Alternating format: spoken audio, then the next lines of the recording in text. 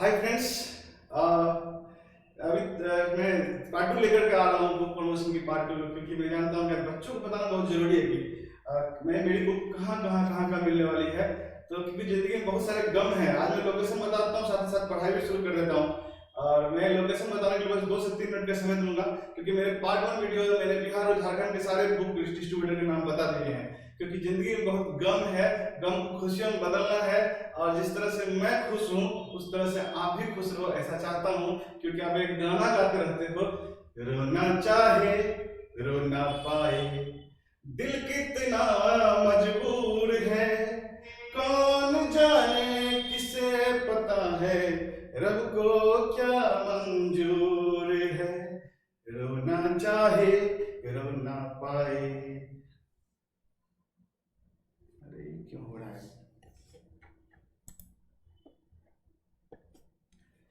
तो इस गम को मिटाने के लिए आपके सामने हाजिर है। थोड़ा मैं बड़ा कर लेता हूँ इसको, और मैं बताना चाहता हूँ कि सर यहाँ पे जो बुक लिस्ट है वो मैं फिर से ओपन कर लेता हूँ। और बुक की लिस्ट ये है आपके सामने।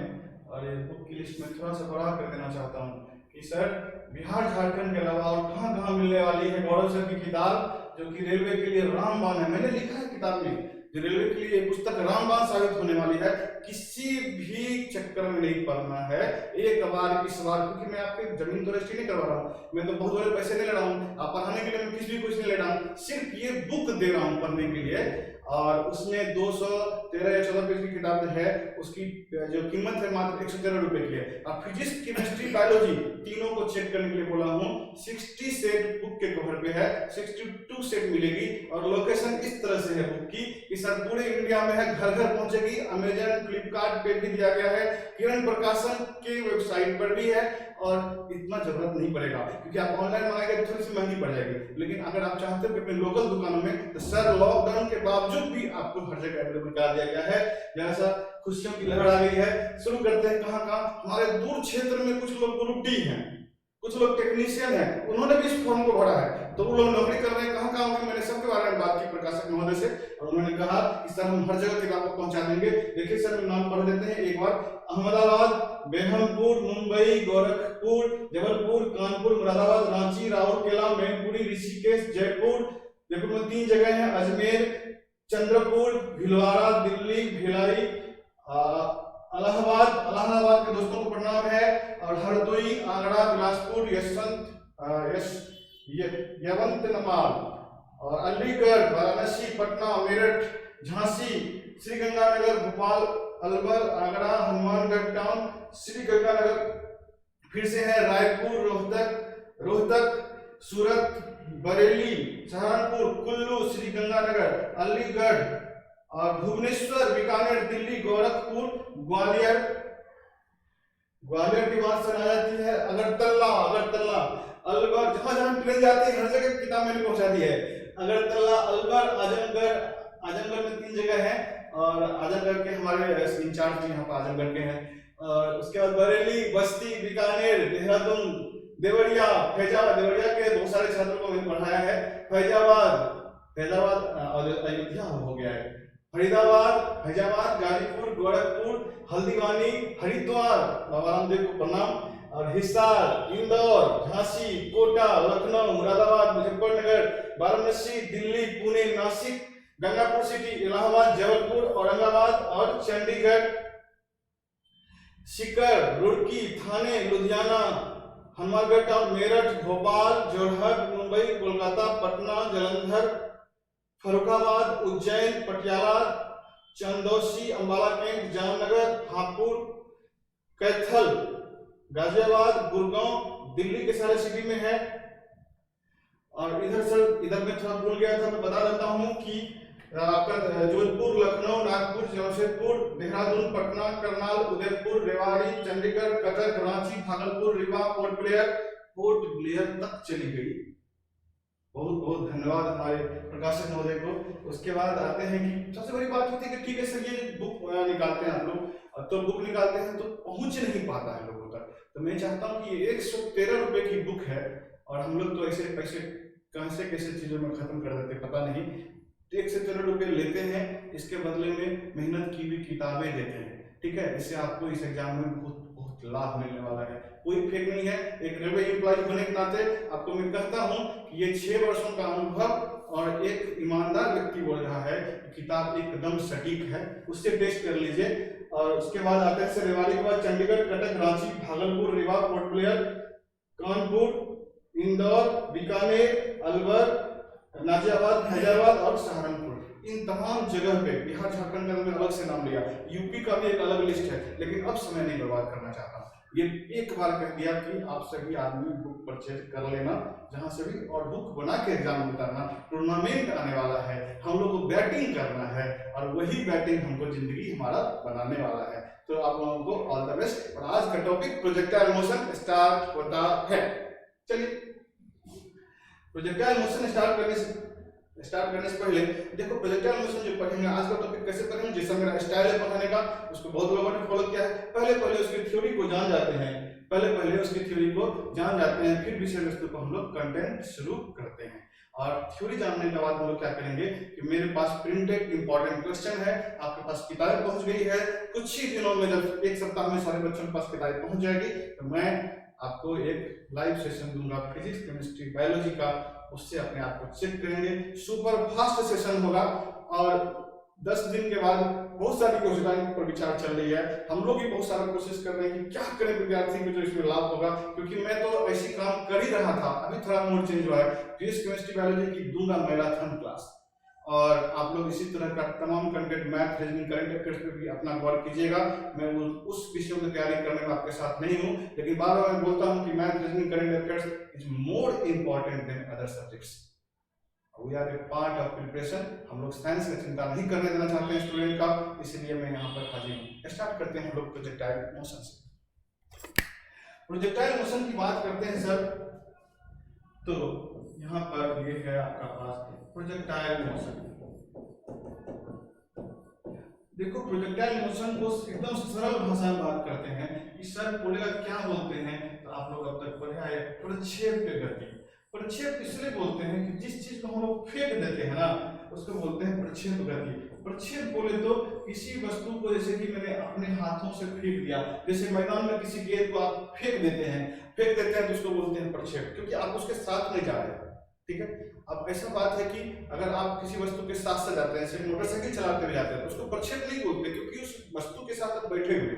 लेकिन अपने हाथों से कोई गेंद या कोई ढेला आप फेंक देते हैं, तो आपके हाथ से दूर चली जाती है, यानी कि अंडर ग्रेविटी आ जाती है, अंदर गुरुत्व के अधीन अगर आ गई, तो उसी को बोलते हैं प्रक्षेप। लेकिन इस प्रक्षेप गति में सिर्फ एक डिफरेंट क्यों है, क्योंकि अब तक जो हम गति पढ़े हैं, उस गति में आगे जानते हैं, वो गति जो पढ़े हैं, एक पढ़े हैं सीधी रेखा में गति, एक पढ़े ऊपर गया, ऊपर से नीचे आया, यानी कि कोई एक दुनिया गति पढ़ रहे थे।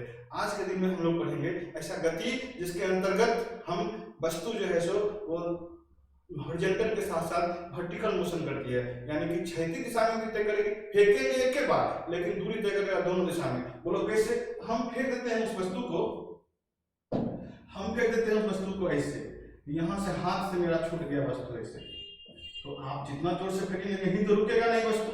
तो वस्तु ये जो तिरछी है, एक क्षैतिज सतह बनाते हैं, क्षैतिज सतह कुछ इस तरह का लेते हैं कि सर हमारा वस्तु जो है यहाँ से ऐसे था, ये लाल देख रहे हो, ये थोड़ा कम लाल है, यहाँ से इस थीटा एंगल में किसी वस्तु को फेंकेंगे और हाथ पे जोर से फेंके, इसलिए इसके पास क्या होगा, एक बेग होगा। ये क्षैतिज है, इसको बोलते हैं हम लोग हॉरिजॉन्टल, अगर बोल देते हैं हम लोग क्षैतिज, और इसको बोल देते हैं हम लोग वर्टिकल। वर्टिकल को बोलते हैं हम लोग ऊर्ध्वाधर। एक बार हिंदी समझ लीजिए और एक बार अंग्रेजी समझ लीजिए, इसको बोलते हैं हम लोग वर्टिकल। आराम से समझते हैं। अगर आपको ये डायग्राम समझ में आ गया ना, तो कोई नहीं रोक सकता है इस सवाल को बनाने के लिए। जरा गौर से देखिए, गौर से ऐसे देखना है कि इस वस्तु को जब फेंके हम, ये वस्तु सीधी नहीं गई, सीधा हम ड्रॉ कर लेते हैं सर इसका सीधा कुछ ऐसा होगा, लेकिन सर सीधी जाएगी नहीं। सीधी देखो, कोई चीज को आप फेंकते हो तो सीधा जाता है? नहीं जाता है, वो गिर जाता है, वास्तव में गिरेगा ये वस्तु, ये अपना रास्ता छोड़ देगा और ऐसे करके यहाँ पर गिर जाएगा।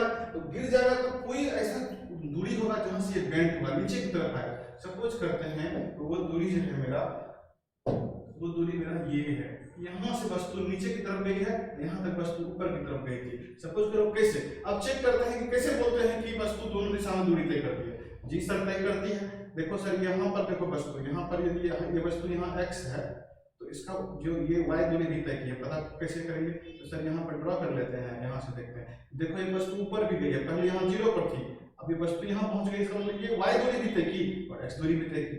और इसी लोकेशन की बात करते हैं सर, तो यहाँ पर देखते हैं ये वस्तु यहाँ पर चली आई, यहाँ से लेकर x दूरी यहाँ तक गई, यहाँ तक गई, और ये वस्तु y दूरी भी तय की, यहाँ तक भी आ गई। तो कहने का मतलब जब कोई वस्तु को इस तरह से फेंका जाए कि वस्तु x दिशा और y दिशा दोनों में दूरी तय करती हो, वस्तु की ऐसी गति को हम लोग प्रक्षेप गति कहते हैं।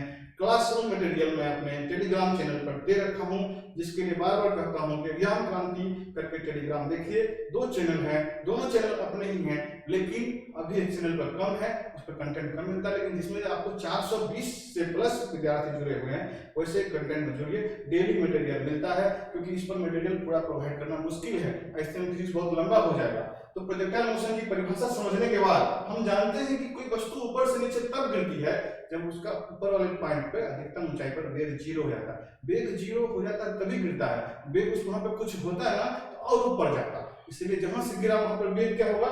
0। तो ये बोल देते हैं यहाँ पर वेग 0 है। जहां समझने की कोशिश कीजिएगा, यहाँ पर वेग 0 बता रहे हैं, लेकिन हम तो ये समझते हैं कि जब भी वेग होगा तो कोई वेग किसी वस्तु को किसी दूरी तक ले जाती है। बिना वेग का देखो हम अस्थिर हैं, अगर हम गतिशील फोर्स लगाएंगे पैर के सहारे तो आगे की तरफ बढ़ जाएंगे, पीछे की तरफ चले आएंगे। तो जब तक अस्थिर है तो अस्थिर है, जब तक वेग नहीं होगा आगे नहीं बढ़ेंगे। यानी किसी दिशा में दूरी तय करने के लिए हमको उस दिशा का वेग होना जरूरी है। सही बात है। अब यहाँ पे एगो कॉन्सेप्ट और सीख लीजिए, क्लियर हो जाएगा। क्या कॉन्सेप्ट है? देखो क्या कॉन्सेप्ट है सर? कॉन्सेप्ट सर ऐसा है, कॉन्सेप्ट सर ऐसा है कि सर अगर हम इस दिशा में वेग है ना, वेलोसिटी इस डायरेक्शन में है ना, तो दूरी भी इसी दिशा में तय करेंगे। सोचो x दिशा में दूरी तय किए और वेलोसिटी भी इसी दिशा में, यानी इसको x है, काटना मत समझना।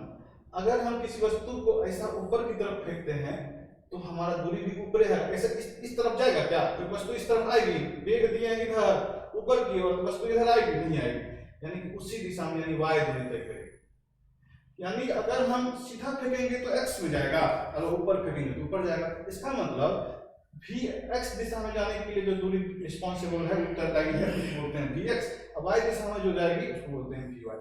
किसी वस्तु को अगर हम कोण पर भेजते हैं, किसी एंगल पर भेजते हैं, v है ये और ये थीटा है, तो डेफिनेटली ये x दिशा को बोलते हैं, ये दो पार्ट में बढ़ जाएगा vx, जिसको हम लोग बोलते हैं v cos थीटा, और ये इसको बोलते हैं y डायरेक्शन, इसको बोलते हैं हम लोग v sin थीटा। इतना आप समझ गए? इसका मतलब ये x दूरी जो तय की गई है वो x दूरी तय की गई है किससे? ये x दूरी तय की गई है v से नहीं, v cos थीटा के कारण। ये जो y दूरी तय कर रहा है किसके कारण? v sin थीटा के कारण।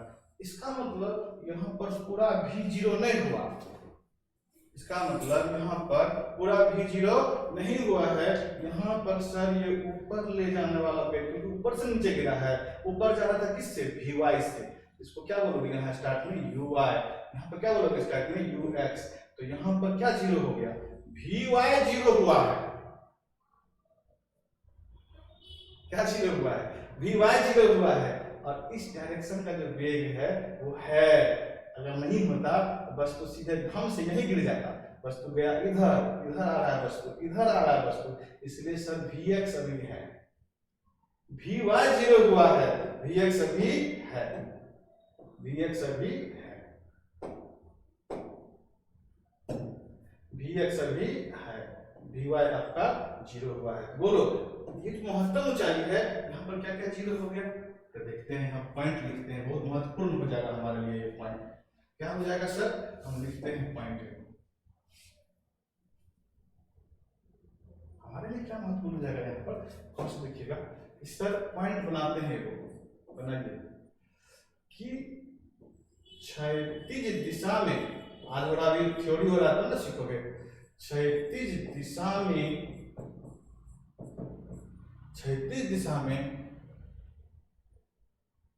दूरी u cos थीटा या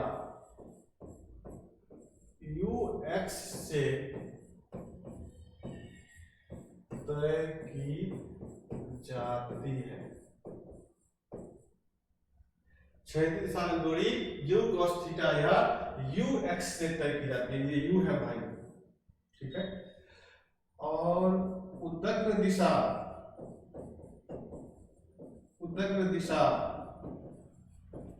में दूरी u sin थीटा से या uy से तय की जाती है। क्लियर। नेक्स्ट, महत्तम ऊंचाई पर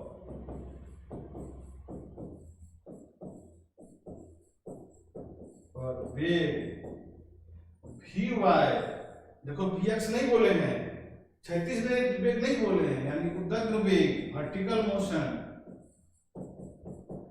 0 हो जाता है। महत्तम ऊंचाई पर कौन सा वेग होता है? महत्तम ऊंचाई पर वेग u cos थीटा होता है। u cos थीटा होता है। u cos थीटा होता है क्योंकि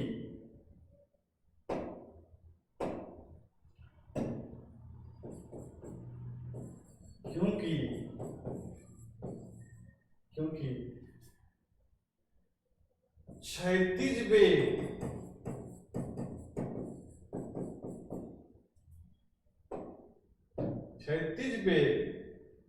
u cos थीटा पर g के कोई प्रभाव नहीं होते हैं।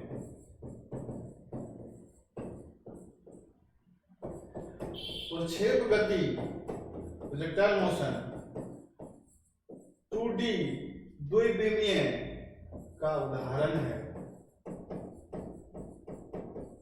इस सब ऑब्जेक्टिव पूछेगा। नेक्स्ट, प्रक्षेप गति में फेंकी गई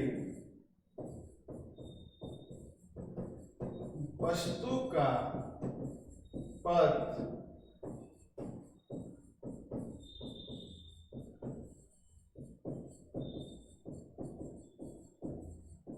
वलयाकार होती है, ठीक है। समझेंगे इस चीज को कि क्षैतिज वेग पर u cos थीटा, क्षैतिज वेग u cos थीटा पर g का कोई प्रभाव नहीं होता। इसके बारे में थोड़ा सा डिटेल करते हैं क्योंकि थोड़ा सा समझाने की आदत है मुझे। देखो, ये जब वस्तु को फेंके, किसी वस्तु को यहाँ पर, तो सोचते हैं किसी पॉइंट पर प्रोजेक्शन लेके देखते हैं। सपोज करते हैं ये पॉइंट है, ये पॉइंट है, इसका अभी भी तो जीरो नहीं हुआ जीरो, इसका मतलब कुछ वेग यहाँ पर है, इसको बोलते हैं vy और इसको बोल देते हैं हम लोग क्या, vx, ठीक है। अब एक चीज देखते हैं सर, जैसे ही वस्तु हाथ से निकली है, यहाँ थीटा कोण से फेंक दिए हैं, तो हम तो इसके साथ नहीं जा रहे हैं, और साथ नहीं जा रहे हैं तो इसका मतलब क्या हुआ, जी का प्रभाव इस पर पड़ रहा है। जी का प्रभाव इस पर पड़ रहा है, इसका मतलब एक प्रोजेक्शन तो यहाँ पर हम लिखेंगे सर, ड्रॉ करने के लिए हमारे पास डिफरेंट कलम है, तो हम लोग लिख देते हैं सर कि यहाँ इस और हम लिख देते हैं जी। तो यानी हमारे दो बातें हो रहा है। एक बातें हो रही है कि सर ऊपर की ओर लग रही है vy और नीचे की ओर लग रही है सर g, नीचे की ओर लग रही है g जो vy को कम करेगा। कल ही बोले थे कोई वस्तु को नीचे से ऊपर फेंकते हैं, 19.6 से ऊपर फेंके, 1 सेकंड बाद 9.8 घट जाएगा और 2 सेकंड बाद 0 हो जाएगा। जैसे 0 हो जाएगा उससे ऊपर वस्तु नहीं जाएगी, गिरने लगेगी वस्तु। ठीक वही बात है, यहाँ पर सेकंड vy में कमी हो जाएगी 9.8 की। इसका मतलब एक तो बिंदु आएगा जहां पर वेग 0 हो जाएगा, वही बिंदु है, ये इसको बोलते हैं हम लोग कौन बिंदु, महत्तम बिंदु। तो महत्तम बिंदु जाने के लिए जो हमारा vy 0 हुआ है, यानी vy का मान यहाँ पर 0 होगा अधिकतम ऊंचाई पर, ये कौन 0 किया है, यही जी बाबू ने किया है, यही जी बाबू ने किया है। यानी कि इसके जी के कारण ही महत्तम ऊंचाई पर किसी का वेग क्या हो रहा है, शून्य हो रहा है, महत्तम ऊंचाई पर होता है। लेकिन बोला हूं कि प्रक्षेप गति में फेंकी गई वस्तु का बात यहाँ पर देखिएगा, क्योंकि क्षैतिज वेग u cos थीटा पर g का कोई प्रभाव नहीं होता है, इसलिए महत्तम ऊंचाई पर वेग का मान कितना होता है, u cos थीटा। क्यों कि देखो ना, कोई यहाँ पर u cos थीटा किधर होगा, इधर होगा। तुम ही बताओ इस दोनों के बीच में कितना डिग्री कोण, 90 डिग्री कोण। और जब दो सदिश राशि के बीच में 90 डिग्री का कोण होता है तो एक दूसरे का कुछ नहीं उखाड़ सकता है।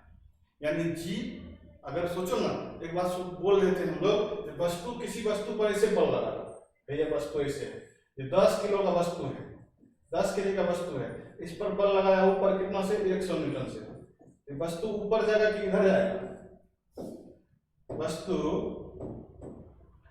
ऊपर जाएगा कितना, मतलब ये वस्तु पर 100 न्यूटन का बल लगाया, तो वस्तु जो है वो ये हल्का की तरफ जाएगा, ऊपर की ओर जाएगा कि लल्का की तरफ जाएगा, जिधर तुम बल लगाया उधर जाएगा। अगर ये 90 का बल लगाया ना, तो किसी भी हाल में वस्तु ऊपर ही जाएगा, इधर नहीं जाएगा। ठीक है, अब बात करते हैं सर, अगर ये एंगल पर लगता तो सर, एंगल पर अगर लगता ना, तो हम खेत में देखते हैं चौकी पे या ट्रॉली मशीन को लेके चलते हैं किसी एंगल पे, तो वो क्षैतिज भी जाती है, थोड़ा उठा हुआ भी रहता है। इसका मतलब ये हुआ कि सर ये ऐसे चलेगी, क्यों, इसका mg इसको कंट्रोल करेगा, भार ये 100 न्यूटन को कंट्रोल कर देगा, ऊपर नहीं उठेगा, ये इधर की ओर चलेगा।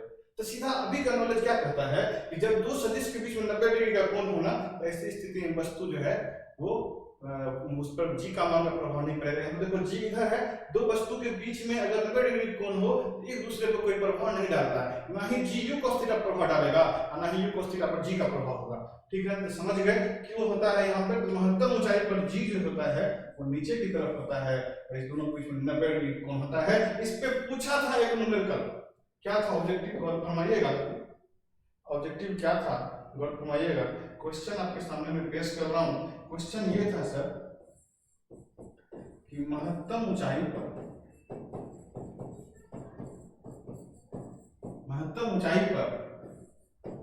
वेग और त्वरण के बीच कितना कोण होता है, कितना कोण होता है। तो चलिए इसको सॉल्यूशन कर लेते हैं कि सर सॉल्यूशन तो महत्तम ऊंचाई पर पूछा है, वेग और त्वरण के बीच कितना डिग्री कोण होता है। तो महत्तम ऊंचाई तुम तो जानते हो, अभी तो तुम समझने के लिए सीख लो, ऑप्शन भी दे रखा था, तो ऑप्शन अभी नहीं देंगे, कोई बात नहीं। ये y डायरेक्शन है सर, ये x डायरेक्शन है सर, ऐसे करके ड्रॉ कर लेते हैं प्रोजेक्टाइल मोशन है। तो ये बताओ इसमें जो महत्तम ऊंचाई कौन सी है, तो महत्तम ऊंचाई सर ये है, इसको बोल देते हैं महत्तम ऊंचाई, महत्तम ऊंचाई। अब बताओ यहाँ पर ऊपर वाला वेग है नहीं है, यहाँ पर तो सिर्फ ये वेग है, इसको बोलते हैं u cos थीटा। क्यों u cos थीटा, यहाँ भी u cos थीटा ही था, वहां भी u cos थीटा है, क्यों, क्योंकि इस पर g के मान का कोई प्रभाव नहीं पड़ता, यहाँ पर g सीधा नीचे लगेगा, दोनों के बीच में 90 डिग्री का कोण होता है। तो बताओ महत्तम ऊंचाई पर g क्या होता है, त्वरण होता है, g क्या होता है, त्वरण होता है। त्वरण और वेग के बीच में कितना डिग्री का कोण होता है, 90 डिग्री का। ऑप्शन दिया आपको 0, ऑप्शन दिया आपको खूब बढ़िया से 45, क्योंकि जो हमारे रखने वाले छात्र है ना, वैसे ही छात्र भीड़ लगाए, वैसे लोग नारा लगा रहे हैं, नारा लगा रहे हैं कोई बात नहीं। डी 45 डिग्री, प्रोजेक्टाइल मोशन में जब देख लिया 45, तो उसको लगता है 45 से आंसर आता है, एक नंबर गया बेटा, समझा ना। तब कहेगा ओहो रे 45 तो होता है परास के लिए, 0 45 90 डी 180। ज्यादा पढ़ने वाला सोचेगा और dy ऊपर जी नीचे खत्म, ना रे भाई, यहाँ पर यदि है दोनों का वेग, ऊपर वाला वेग होता ही नहीं है, इस वेग और इसके बीच का कोण कितना होगा। ठीक है, तो प्रोजेक्टाइल मोशन शुरू हो गया है, और ये कुछ फॉर्मूलाओं की लिस्ट हम देते हैं जो फॉर्मूला ये प्रोजेक्टाइल मोशन में बेहद जरूरी है। हाँ, ये बात कहूंगा कि वो टाइम के लिए होगा, उसको प्रूव करना, प्रूफ कर देते हैं जब फाउंडेशन क्लास चलती है, लेकिन मैं महत्वपूर्ण फॉर्मूला देने जा रहा हूँ ताकि कल के क्लास में मैं कुछ नोट्स पढ़ाऊंगा, नोट पॉइंट लिखाऊंगा। नोट पॉइंट बहुत अहम है, ताकि उस नोट पॉइंट के अलावा ऑब्जेक्टिव क्वेश्चन नहीं बन सकते हैं, मुझे पता है। वो नोट पॉइंट एक ऐसा नोट पॉइंट है जिसको एग्जामिनेशन में बच्चे देखने के साथ ही याद आ जाएंगे, सर ने कराया था वो नोट पॉइंट। क्योंकि अभी जितना भी प्रैक्टिस सेट में क्वेश्चन होगा, या फिर जितना भी क्वेश्चन आज के सीट कल के सीट में होगा, जो मैं सीट प्रोवाइड करूंगा यहाँ बोर्ड पे और टेलीग्राम चैनल पे, एग्जाम क्रांति टेलीग्राम चैनल, एग्जाम क्रांति यूट्यूब चैनल पे आप देखेंगे, तो आप देखेंगे कुछ क्वेश्चन सर ने प्रोवाइड किया है। उस क्वेश्चन को ये थ्योरी बताने के बाद हम लोग लगाएंगे 14 सवाल है, 14 सवाल बताने के बाद प्रोजेक्टाइल और ये थ्योरी पढ़ने के बाद धाराशायी हो जाता है, ये भी क्वेश्चन नहीं छूटता है। अगले चैप्टर पर कदम रखेंगे, अभी कुछ फॉर्मूला देते हैं, ध्यान से देखिएगा। फॉर्मूला आपके सामने ये रहा, और हमको तो इतना पता है, हमको तो इतना पता है कि प्रोजेक्टाइल से क्या पूछता है, प्रत्येक चैप्टर में कितना क्वेश्चन रहता है, ये हमको पता है। इसीलिए आप लोग थोड़ा सा भी घबराने की जरूरत नहीं, आपको देखना पड़ेगा कि सर इस टॉपिक में कितना, इस टॉपिक में कितना, इस टॉपिक में इतना, इस टॉपिक में इतना। आप फिर भी कहते हैं कि कंटेंट ज्यादा है। नहीं, प्रोजेक्टाइल पर तो ऐसा ऐसा सवाल 12th और IIT में मैंने सीखा है जो मैं आपको बताना आपका टाइम क्यों करूंगा, लेकिन यहाँ तक लिमिट है इसलिए बताता हूँ। जय हिंद। देखना है, देखना है formula in projectile motion.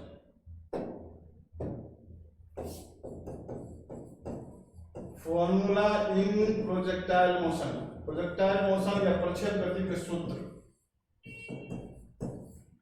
Motion खूब याद है, उसी को याद करना है, कोई ट्रिक व्रिक नहीं। खूब ये होता है t बराबर 2u cos थीटा बटे g, 2 सर r बराबर u square sine 2 theta, sorry